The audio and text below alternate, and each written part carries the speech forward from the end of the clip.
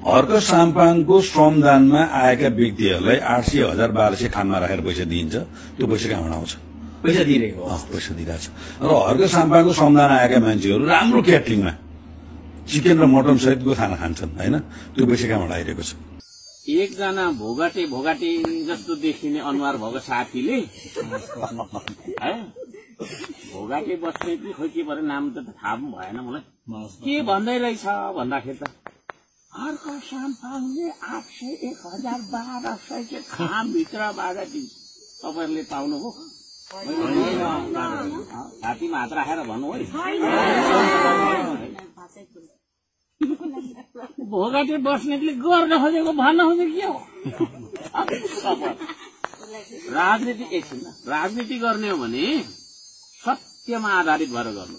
हर्क साम्पाङ किन डगमगाउँदैन? म कोहीसँग पनि डराउँदिन। किन डराउँदिन भन्दाखेरि एकै पैसा पनि भ्रष्टाचार गरेर खादिन।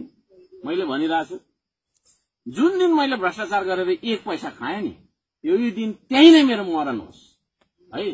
त्यति निष्ठाका साथ तपाईको चाहिँ हिँडेको मान्छे हो। सत्य कुरा गर्छु है, सत्य कुरा गर्छु। कोही मान्छेसँग डराउँदिन। भोगाटे बस्नेतले होइन पैसा दिदी यस्तो गरे पैसा कहाँबाट आयो अरे भात खाएको कुरामा खाजा खाएको कुरामा पनि गफ गरिरहेको। भात खाजा त हाम्रो चाहिँ नि अब समर्थक कति छन् होइन? यसो चाहिँ लोन त है मेरो तर्फबाट मेरो आमाको नाममा मेरो बाउको नाममा भनेर चाहिँ डोनेसन्स दिनुहुन्छ। त्यहाँबाट चाहिँ यसो खान्छ। बिहानदेखि काम गरेको छ 6 बजेदेखि अनि नखाई काम गर्नु त भोगाटे बस्ने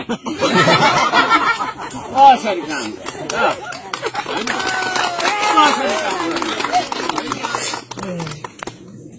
कमसे कम अब मोबाइल पनि त गाँठी चार्ज गर्नुपर्छ भरे बेलुका लगेर होइन? भोगाटे बस्नेलाई यति पनि थाहा रहेन। अस्ति के भन्दै थियो भन्दाखेरि फेरि उताबाट यो त आधुनिक टेक्नोलोजी प्रयोग गर्नुपर्ने भन्छ है। मलाई जति उसलाई थाहा हाल्छ टेक्नोलोजी बा स्पेलिङ आउँदैन साथीलाई।